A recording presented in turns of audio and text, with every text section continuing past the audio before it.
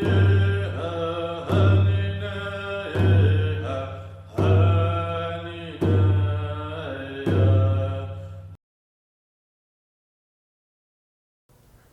process that we're going through today, talking about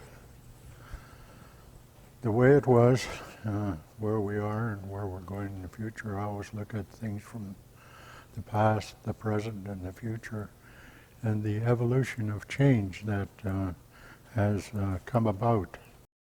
As a young individual, I remember when Mom and Dad used to go to town, we weren't allowed in the restaurants. The theater, we'd get put upstairs in the balcony part, separated from the white folks that were down in the main floor of the theaters. If we were to ride the transit bus in Fall River, we would be made to go sit in the back of the bus. So it's much like what was happening with the segregation, apartheid, and everything that has happened in other parts of the world. So we were no different at that time. In 1950, I started my schooling, and then partway through, I got pulled out and I got sent to residential school. Leaving in the evening, by the time we got there, it was dark. It was blowing, it was raining, really coming down. It was almost like the old movie starts of a haunted film or whatever, a big building on top of the hill and the branches and the wind blowing and the rain when we got off at the wharf in Sheshalt there. Well, that's what it was. And I can recollect saying to my mother at that time, I didn't want to be there, I didn't want to go up there. But as it was, she had to comply with whatever the law was at that time, whereby we were being herded off to residential school. So, to me, that was part of my past. And getting back to the community's past was the fact that you really didn't plan at that time, you really didn't understand the situation our community members were in. Only the fact of me knowing what I had to endure as a young child growing up, and seeing how things were affecting my parents in terms of the living conditions and our relationship with the community in Fall River. The Department of Indian Affairs were by that time had initiated the chief and council years, first election, and all those ensuing years came about under the Indian Act policy that our nation had to abide by, simply because of the funding arrangement and control of our nation. If you didn't do this, well, we'll cut this off for you. It was almost like being captive. Every 2 years, actually, our community would almost go to battle just for that vote, which meant that you weren't creating relationship. You were in a combative mode. And to try to heal that within a nation still has its remnants today. The mindset sometimes sticks with you, and that's hard to change. Under the Indian Act, you go to election for 2 years, and the past history of our community was the fact that there was a power grab all the time, thinking that if you were on chief and council, that gave you the authority and the power to do what you think is best in the community.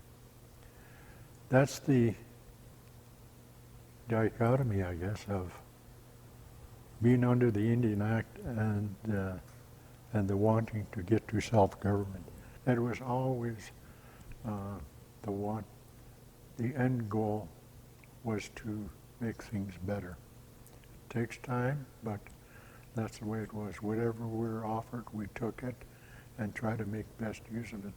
Sometimes we get $5,000 funding here, another five, put it all together, create a position for our community, and that position would be part of a plan, laying down the foundation, reassure and instill what the community wanted. Get out of the Indian Act. Longhouses, totem poles were always, cultural aspects were always on top of the agenda for what our people wanted. Language, cultural practices, and all of those things that were just stripped away from us. I really think that we've accomplished a lot that we had set in place a while ago. So this evolution, to me, is the cat's meow in terms of good self-government. Self-government means, to me, means that we collectively as a people put our minds together and say, this is what we want, collectively, not as a chief and council that is separated. You look at the United States right now, Republicans and the Democrats, at odds with each other. That's the way we were. The sole want of some chiefs and councils that, oh, I got quorum, I got power over one. And that's not the way to govern. The way to govern, to me, is we collectively set a plan as a community. And as a community, we work together. And when we started treaty, one mind, one heart, one nation. That was our motto when we first started. So the change in evolution is really hard to come by because under the Indian Act, your mindset and your the past, the want of power and control or whatever on a measly bit of money that is trickled down from the Department of Indian Affairs, never allowing you to be successful, only allowing you to go so far. You may get a capital project, but the operating maintenance dollars don't come with it. A good formula for failure, and a good way to not keep up to maintenance of whatever capital infrastructure you have under the Indian Act. Under self-government, we started to look at long-term capital management. The longer view of what it is to make things better for our community, highest and best use of our land, collective thoughts on comprehensive community planning, setting goals. From that aspect, you have the basis of good self-government. What was missing in all of this was having our own constitution as a nation where we laid down the law and said, how do we create equality, fairness, openness with all our community members? The sole basis of our teachings from the past, that thing that makes you a good human being. Our relationship, our protocol with our community members, the Constitution law says, and to me it's the most supreme, is the fact that we will work together, we will honor, respect each other throughout this. And that's the sole purpose of that, was to satisfy our community that we will once and for all work together in self-government. That anything that we do in the future, we do it collectively. All based on your teachings and your culture from the past, taking the best from the past and making it better for the future. Under our treaty right now, the ability to utilize the registry system. The registry system for our nation means that we are as equal as anybody else in this province, whereby we can use those assets that we have. Under the Indian Act, the land wasn't ours. The house may be yours.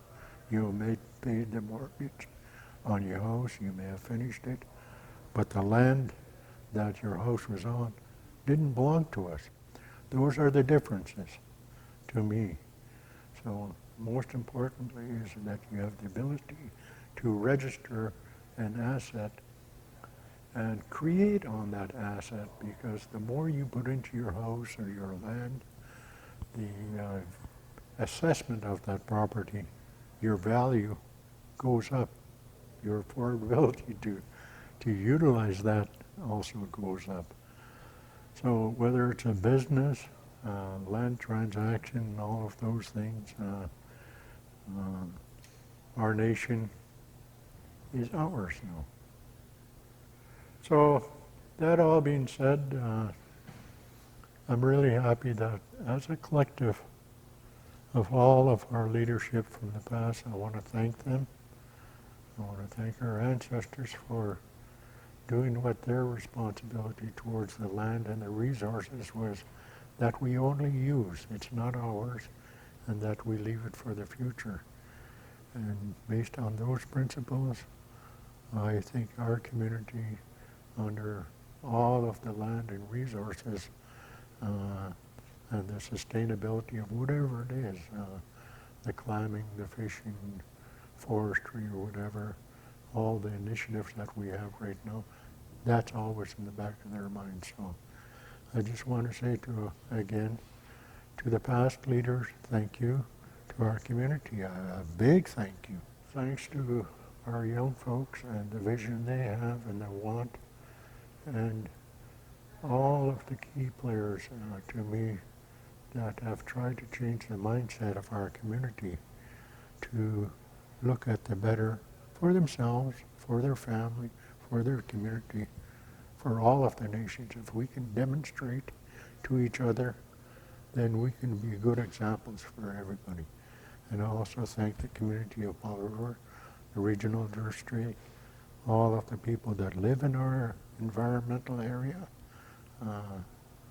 We all play by the same rules. You have your own official community plan, we have ours, we have our economic planning, and we all deal with the same environmental issues, so why not work together?